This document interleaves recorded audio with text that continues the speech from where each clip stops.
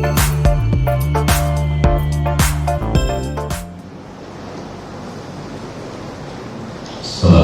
warahmatullahi wabarakatuh. Alhamdulillah,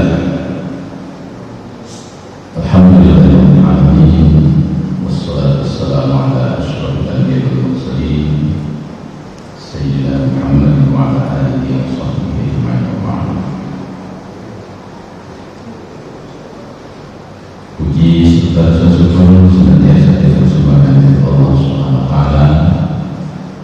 Alhamdulillah, sampai pagi hari ini kita bersyukur masih diberikan kesehatan Allah Subhanahu wa taala sehingga kita dapat menjalankan kewajiban kita yang baru saja kita tunaikan, yaitu sholat subuh berjamaah. Semoga ibadah kita hari ini dijawab oleh Allah Subhanahu wa taala. Hadirin kaum muslimin wal muslimat, jamaah yang dimuliakan Allah Subhanahu wa taala. Alhamdulillah, tanpa terasa kita sudah berada di ujung tahun 2022. Kita lagi akan berganti 2022 menjadi 2023. Artinya umur kita juga bertambah hitungannya, tapi berkurang kesempatan untuk beribadah kepada Allah atau untuk melaksanakan kegiatan-kegiatan yang lain.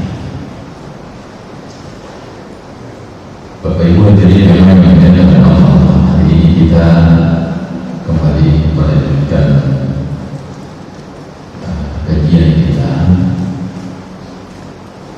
dari surat At-Tahrim ayat 8, di mana pada yang ke-17 ayat ini ada perintah kepada setiap orang yang beriman untuk bertaubat kepada Allah Subhanahu wa taala.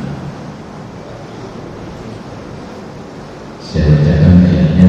A'udzubillahi minasyaitonir rajim. Bismillahirrahmanirrahim. Ya ayyuhalladzina amanu tubu ilallahi taubatan nasuha. Asa rabbukum an yukaffiru 'ankum sayyi'atikum wa yudkhilkum jannatin tajri min tahtiha al-anhar yawma la yujza Allahu an-nabiyya wal-ladzina amanu ma'ahu nuruhum yas'a baina aydihim wa bi aymanihim yaquluna rabbana atmim lana nurana waghfir lana innaka 'ala kulli syai'in qadir.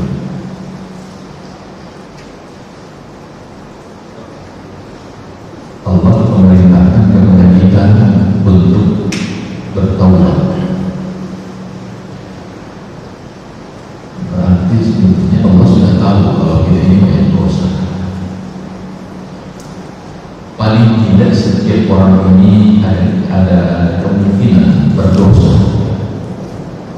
Oleh karena itu maka Allah memerintahkan kita tubu ilallahi taubatan nasuha. Bertaubatlah kamu kepada Allah dengan taubatan nasuha.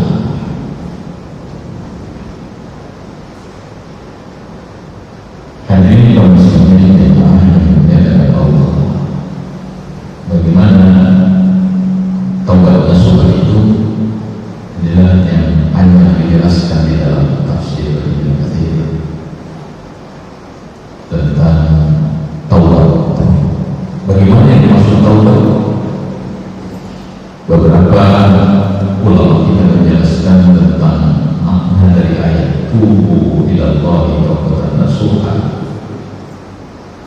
Seperti apa taubat nasuha itu, atau seperti apa pemahaman taubat? Ada yang mengatakan bahwa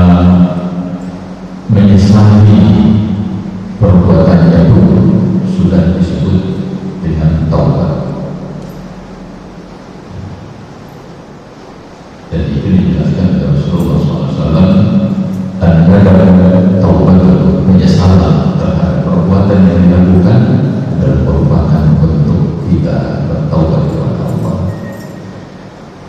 Taubat nasuha itu ada 3 kriterianya. Yang pertama, seseorang menghentikan dirinya dari perbuatan dosa di saat itu juga. Setelah dia sadar, dia berhenti melakukan perbuatan dosa. Yang kedua, ia menyesali apa yang telah dilakukannya di masa lalu. Jadi ia menyesali apa yang dia lakukan karena dia sadar bahwa itu melanggar syariat Allah, itu berdosa, maka dia menyesali dengan sebenar-benarnya. Ya, menyesali dengan sebenar-benarnya. Yang ketiga, bertekad masa mendatang dia tidak akan mengerjakan hal itu lagi. Ada tekad, ada upaya untuk tidak mengerjakan hal itu lagi. Bahkan di dalam keterangan lain bahwa jangankan yang perbuatan yang sama dengan itu, tapi juga ada yang semisal yang mendekati perbuatan itu, ia berjanji untuk tidak melakukannya lagi. Dan siapa yang meminta taubat itu dijelaskan bahwa orang yang mendapatkan taubat itu pada prinsipnya siapapun orangnya yang mau ingin bertobat, yang mau bertobat kepada Allah Subhanahu wa taala dengan taubat nasuha akan diterima oleh Allah Subhanahu wa taala. Wa qala Ibnu Hakim Sanad Hasan Ibnu Arwah haddatsani Al-Walid bin Mukayyir bin Mukayyir Abu Jundal an Abdullah bin Muhammad Al-Adai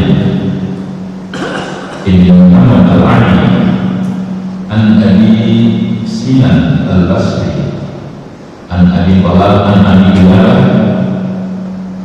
an Zur bin Uyais bin Hubais an Ubay bin Hilal an Ubay bin Ka'ab qala qila lana asya'a takunu fi akhir hadhihi al-ummah inda ittirab as-sa'ah. Ibnu Abi Hatim mengatakan telah menceritakan kepada kami Al-Hasan Ibnu Arafah, telah menceritakan kepada Al-Walid bin Mukayyir Abu Jamal dari Abdullah bin Muhammad Al-Amdi dari Abu Sinan Al-Basri dari Abu Kilabah dari Zur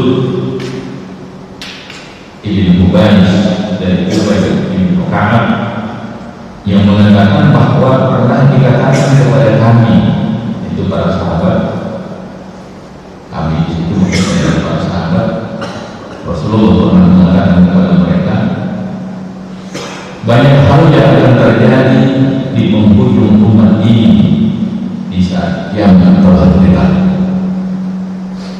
Jadi informasi yang disampaikan oleh Rasulullah kepada para sahabat bahwa nanti kalau saat kiamat sudah dekat banyak hal yang terjadi, kata Rasulullah. Minha nikahun ar-rajul imra'atahu aw amatuhu fi duburiha. Antara lain lelaki menyetubuhi istrinya atau budak perempuannya pada liang danusnya. Jadi ini mohon maaf kita bicara masalah perbuatan yang diharamkan oleh Allah. Jadi diajarkan oleh Rasulullah SAW di antara perbuatan-perbuatan saat itu kiamat telah dekat adalah seorang suami menyetubuhi istrinya bukan melalui partinya, tetapi melalui halusnya.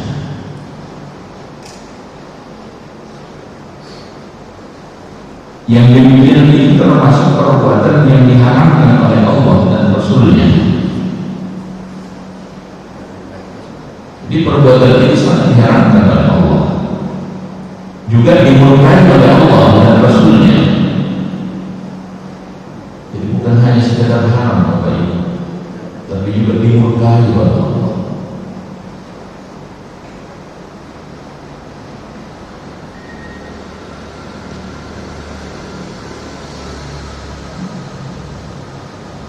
Dan antara lain juga ialah perempuan mengawini sesamanya, sesama jenis,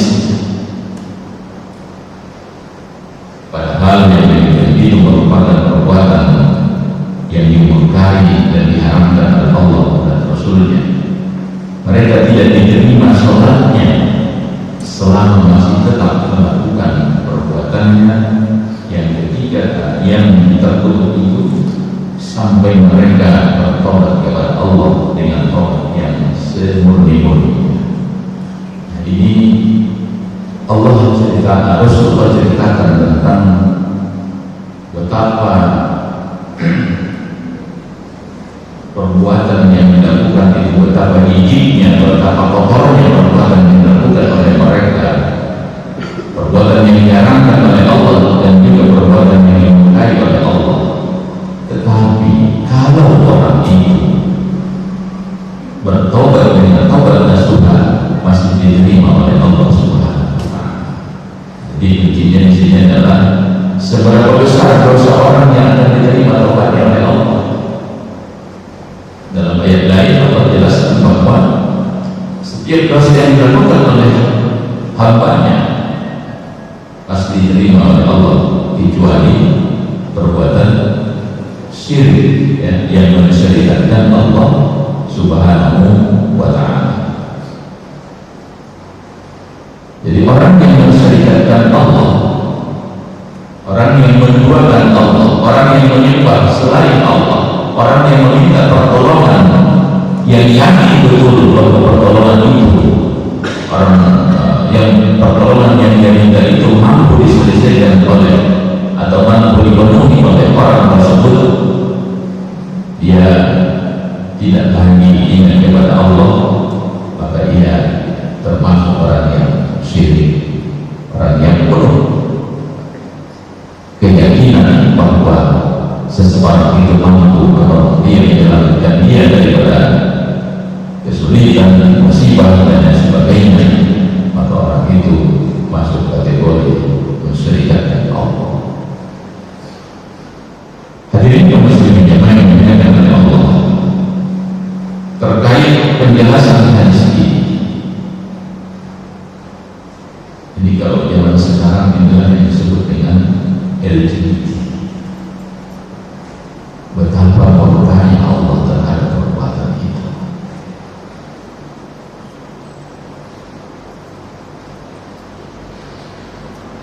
Informasi yang kita dapat bahwa musibah yang baru-baru ini terjadi di Cianjur itu, ada orang yang berkata, nah, memang pantaskah di situ gitu, karena memang sana perbuatan manusia juga sudah sangat luar biasa, perbuatan yang melanggar syariat Allah. Ini saya sendiri tidak pernah ke sana, tidak tahu persoalan di sana, hari ini tidak dapat dari media. Juga dulu informasi yang kita dapat yang terjadi di Palu itu juga sangat luar biasa.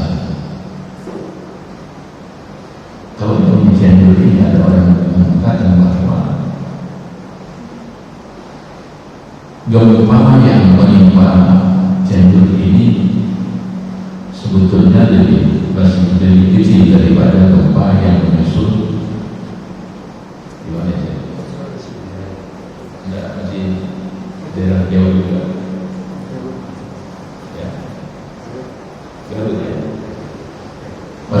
kecil katanya daripada rumah yang lebih besar. Tapi kok persoalannya, kerusakannya jauh lebih parah yang di Cianjur dibanding dengan yang di Garut. Kadang-kadang ada orang yang berkata, ketika kita kaitkan dengan perbuatan masyarakat di daerah itu, lalu dia berkata, tak usah dikaitkan, memang daerah kita ini daerah rawan gempa.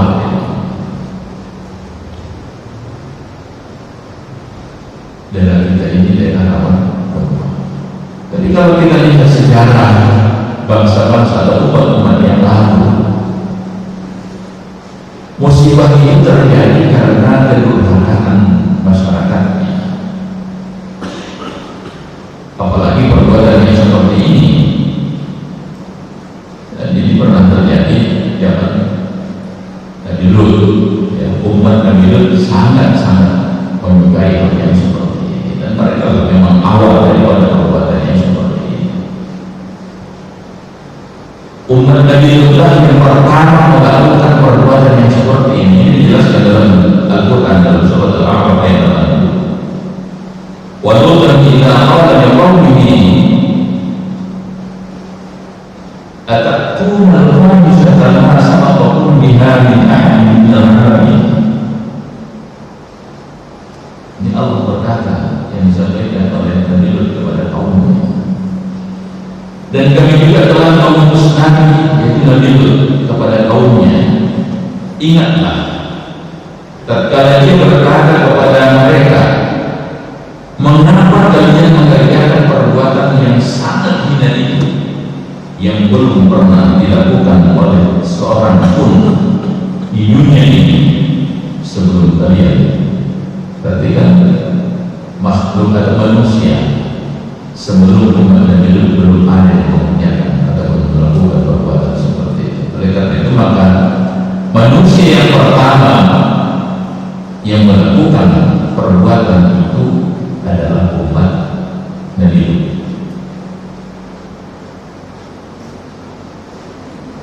Dan lalu apa yang diberikan ganjarannya oleh Allah kepada mereka? Ini sangat dahsyat, Bapak Ibu. Dulu informasinya di Bali itu ada yang begitu. Seakan-akan daerah itu dibalik oleh Allah, bawah ke atas dan atas ke bawah. Dan ini memang ditegaskan oleh Allah Subhanahu wa taala dalam Al-Qur'an.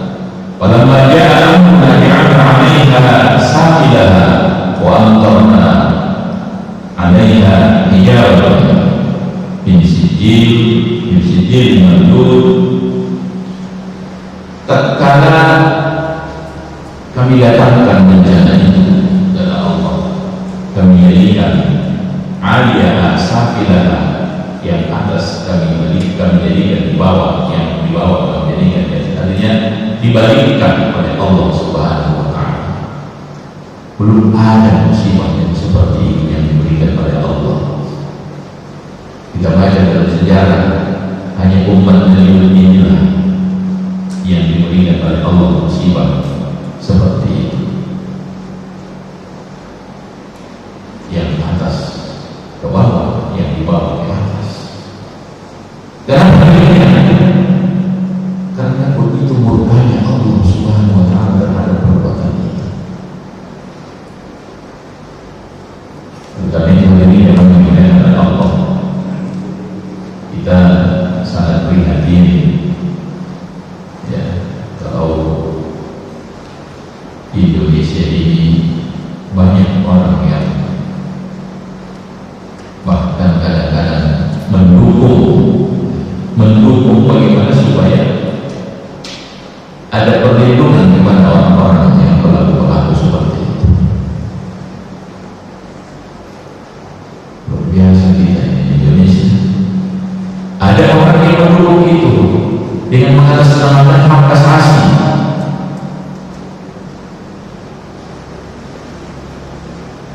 Pertanyaannya, dalam hidup kita ini ada hak Allah, ada hak Adam.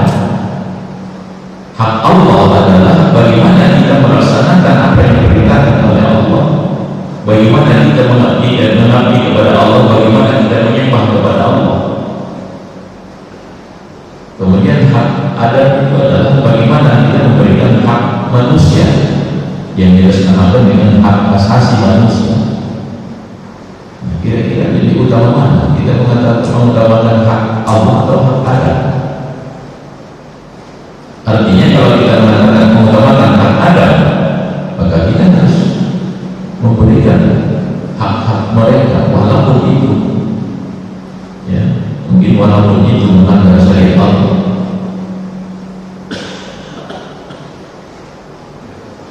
Tapi kalau kita mengutamakan hak Allah, ya kita tidak usah memperhatikannya itu. Utamakanlah hak Allah.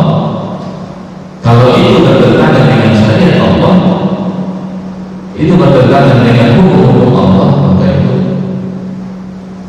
kita kesampingkan, tidak usah dilindungi hal yang seperti itu. Sebab ketika kita melindungi itu, maka kita ikut mendukung ataupun memberikan fasilitas kepada mereka untuk melakukan kemaksiatan, segala perbuatan yang dimungkari pada Allah Subhanahu wa Ta'ala. Tetapi sekalipun demikian, marahnya Allah terhadap perbuatan yang seperti itu, nah ini yang intinya, Pak. Tetap Allah akan mengampuni dosa-dosa mereka kalau mereka bertaubat dengan taubat nasuha. Tetap mereka bertaubat dengan taubat, tetap mereka tetap dosa mereka diampuni oleh Allah kalau mereka bertaubat dengan taubat nasuha. Hadirin kaum muslimin yang dimuliakan oleh Allah, hal ini patutnya jadi perhatian kita. Ada seorang ustazah yang juga memang dokter, beliau ikut menangani kasus-kasus yang seperti ini, bahkan ikut merawat. Apa yang disampaikan bahwa perbuatan yang dilakukan oleh mereka yang kita sebut dengan istilah LGBT bukan hanya orang-orang yang kelihatannya jauh dari agama, bukan hanya orang-orang yang kelihatannya yang kelihatannya wah ini preman ini, bukan hanya mereka, tapi orang yang menurut keterangan beliau, orang yang sering tahajud, ada orang yang melakukan yang seperti itu. Itu terbongkarnya sebab yang bersangkutan tinggal di Jakarta, istri dan keluarganya tinggal di Lampung.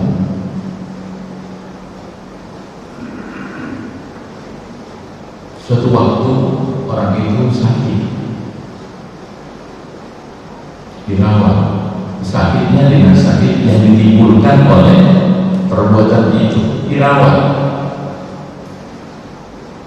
Datanglah keluarganya dari kampung. Begitu dia lihat keluarganya itu, istrinya berjilbab, anak-anaknya berjilbab, kaget dia. Kok seperti ini?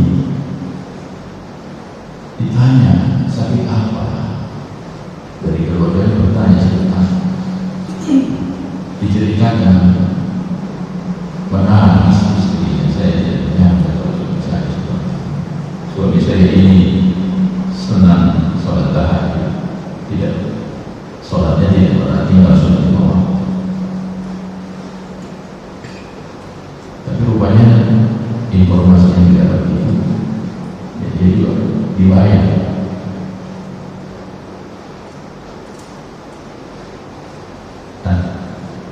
Apa artinya dia sholat tahajud, sholat lima waktu kalau dia berbuat itu? Kata Rasulullah dalam bahasan tafsir kita ini, mereka tidak akan pernah diterima ibadahnya kalau mereka masih melakukan hal yang seperti itu. Ya, mereka tidak akan diterima ibadahnya. Mereka tidak diterima sholatnya selama masih tetap melakukan perbuatannya sampai mereka bertobat kepada Allah dengan tobat yang seperti-murninya. Jadi selama mereka masih melakukan perbuatan yang seperti itu, selama itu pula sholat mereka tidak akan diterima oleh Allah Subhanahu wa Ta'ala. Tetapi manakala mereka bertobat dan meninggalkan perbuatan itu, maka Allah akan menerima taubat mereka. Taubat itu sebesar apapun dosa kita, kalau itu bukan dosa syirik, pasti akan diterima oleh Allah Subhanahu wa Ta'ala. Sebesar apapun dosa kita, rahmat dan ampunan Allah jauh lebih besar daripada dosa-dosa yang kita lakukan.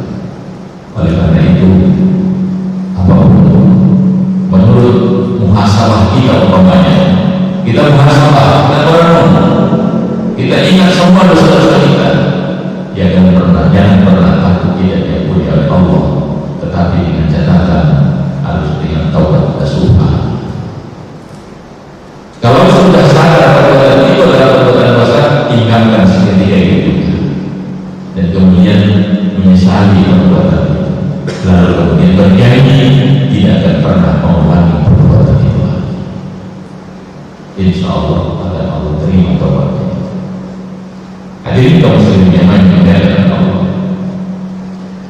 Zul mengatakan bahwa lalu dia bertanya kepada Ubay bin Ka'ab, apakah yang dimaksud dengan taubat yang seperti-murninya? Maka Ubay bin Ka'ab menjawab bahwa dia pernah menanyakan hal itu kepada Rasulullah SAW, dan Rasulullah SAW menjawab, wa nadamu ala dami hina yufridu minka. Penyesalan atas perbuatan dosa manakala kamu telah mengerjakannya. Jadi kalau sudah tidak mengerjakannya, kita sadar, kita menyesal dengan itu, maka itu kata Rasulullah sudah termasuk dosa taubat, sudah termasuk taubat.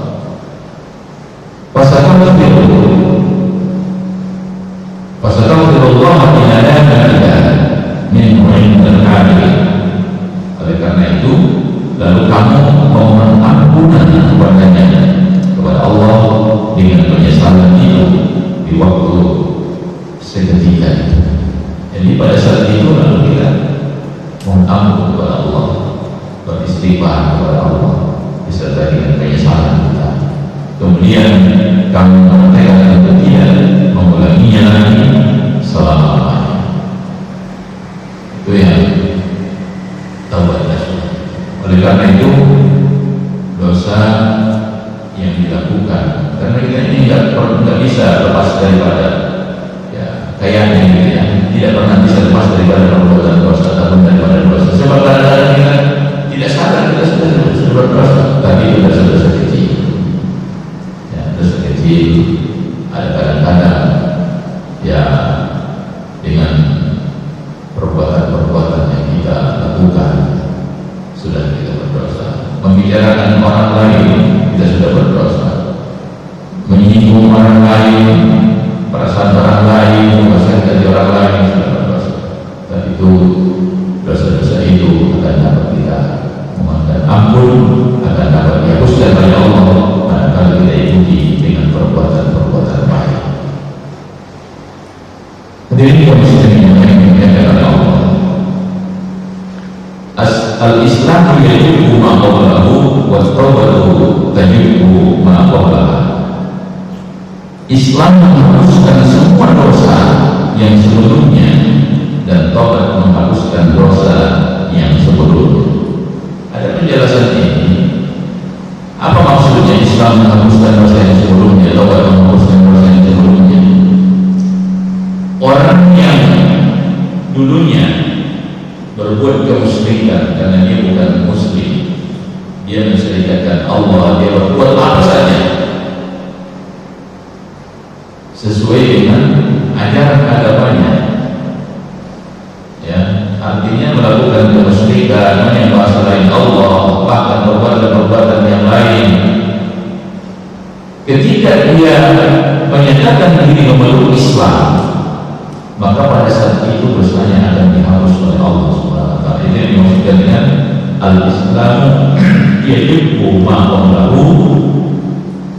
Islam menghapuskan dosanya yang sebelumnya. Ya, artinya kalau orang ini sebelumnya bukan sebagai muslim, bukan sebagai mukmin, lalu dia berbuat kemusyrikan sebagai dosa yang sangat besar dan dosa-dosa yang lain, tapi begitu dia masuk Islam, dia bersyahadat, dia menyatakan diri menjadi seorang mukmin dan muslim, maka dosanya itu diampuni oleh Allah Subhanahu wa taala. Kemudian taubatu tajibu ma qablaha, dan taubat itu adalah menghapuskan dosa yang sebelumnya. Artinya setelah dia memeluk Islam lalu dia melakukan dosa dan kemudian dia bertaubat kepada Allah, maka taubat itu adalah menghapuskan dosa yang dia lakukan setelah dia berada sebagai seorang muslim. Jadi itu maksudnya al-Islam tajibu ma qablahu wa taubatu tajibu ma qablaha. Islam menghapuskan dosa yang sebelumnya ketika dia menjadi musyrik, sedangkan taubat menghapuskan dosa yang sebelumnya yang dia lakukan setelah menjadi seorang muslim. Dengan catatan itu tadi, taubat yang sebenarnya adalah taubat nasuha.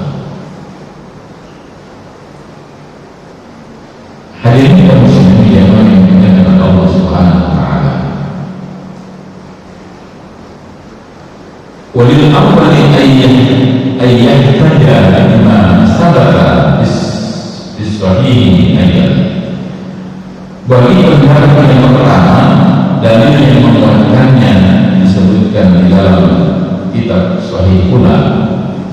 Nah, ini ada sebelumnya itu ada pertanyaan, apakah dosa yang dilakukan oleh seseorang itu begini, setelah orang ini bertaubat kepada Allah, lalu kemudian dosanya diampuni oleh Allah, kemudian muncul lagi perbuatan yang dimurkai oleh Allah, ya, muncul lagi perbuatan yang dimurkai oleh Allah, lalu dia melakukan dosa. Pertanyaannya ini, apakah tadi dosa yang sudah diampuni oleh Allah dengan sebab perbuatan dosa yang berikutnya ini ikut lagi muncul, ikut lagi ia tanggung dosa yang tadi? Nah, itu pertanyaannya. Jadi bagi pendapat yang pertama, apa yang mengatakan pendapat yang pertama adalah bahwa dosa itu yang sudah diampuni oleh Allah dalam tadi itu sudah selesai urusannya. Sedangkan dosa yang ini, yang perbuatannya ini, inilah yang dia tanggung sekarang. Jadi tidak kembali, dosa itu tidak kembali lagi menjadi tanggungan dia. Kalau sudah tadi dia berbuat dosa, dia mengampun, taubat nasuha, dia perbuatan yang lain lagi dia lakukan perbuatan dosa lagi ya. Tapi yang ini sudah dihapus oleh Allah Subhanahu wa taala.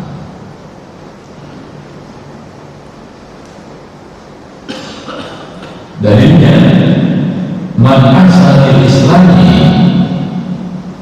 lam yuqad bima 'amila fil jahiliyah wa man ahsana fil islami uhila bil awwal wal akhir.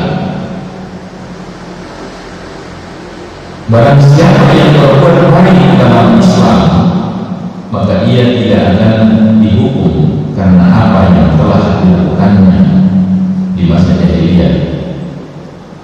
Dia orang yang sudah masuk Islam, dia tidak lagi dihukum dengan perbuatan dia di masa jahiliyah atau di masa kekafirannya di masa yang lalu. Perbuatan apa yang masa lalu dia sudah tidak dihukum lagi. Dan barang siapa yang berbuat buruk dalam masa Islamnya dan perbuatan buruk di masa awal dan akhirnya,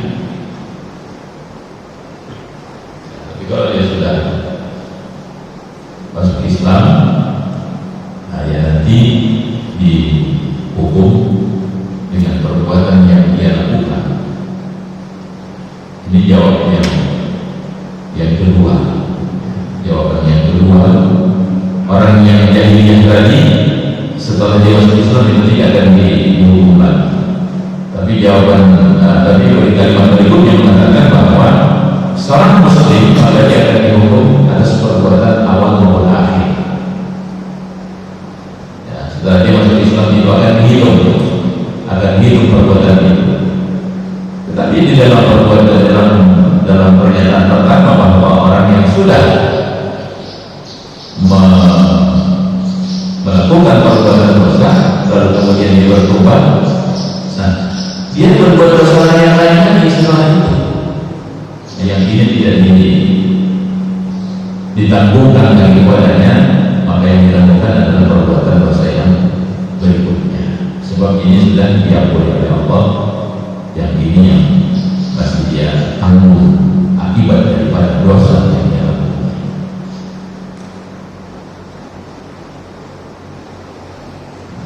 Kemudian firman Allah sebagai sambungan dari apa yang kita baca dalam surat At-Tahrim ayat 8, asa rabbukum an yukaffiru ankum sayyi'atikum wa yudkhilukum jannatin tajri min tahtiha al-anhar.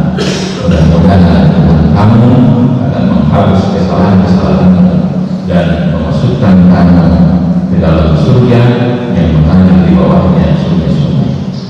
Hadirin kaum muslimin jemaah yang dimuliakan Allah, ayat ini asa rabbukum, mudah-mudahan kamu.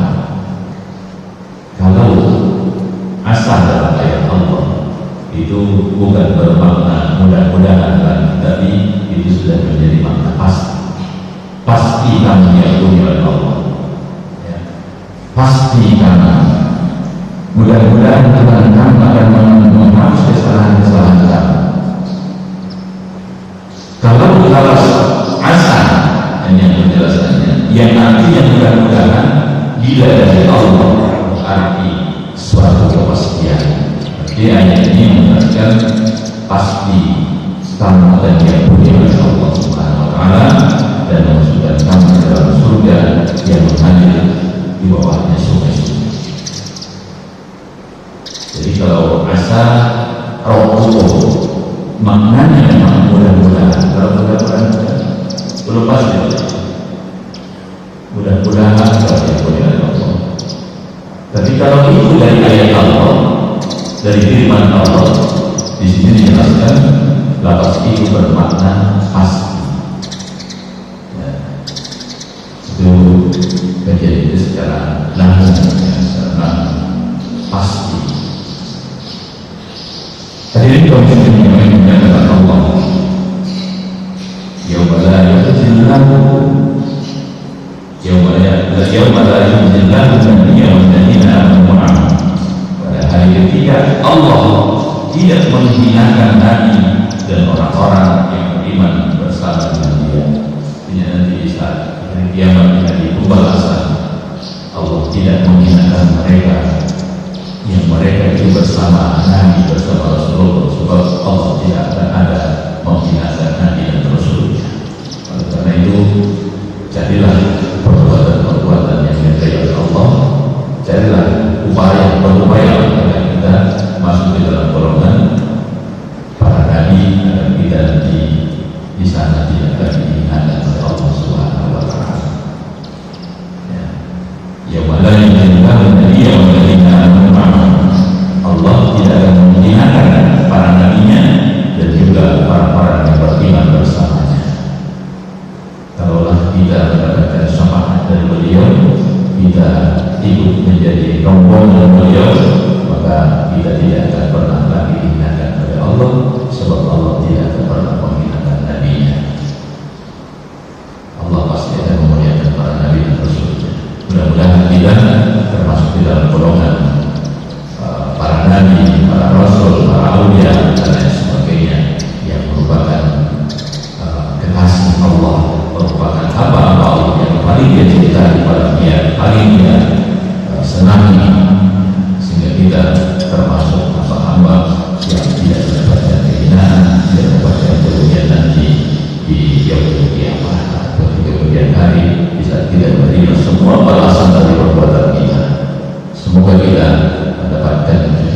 dari Allah, mendapatkan perlindungan dari Allah, dan juga mendapatkan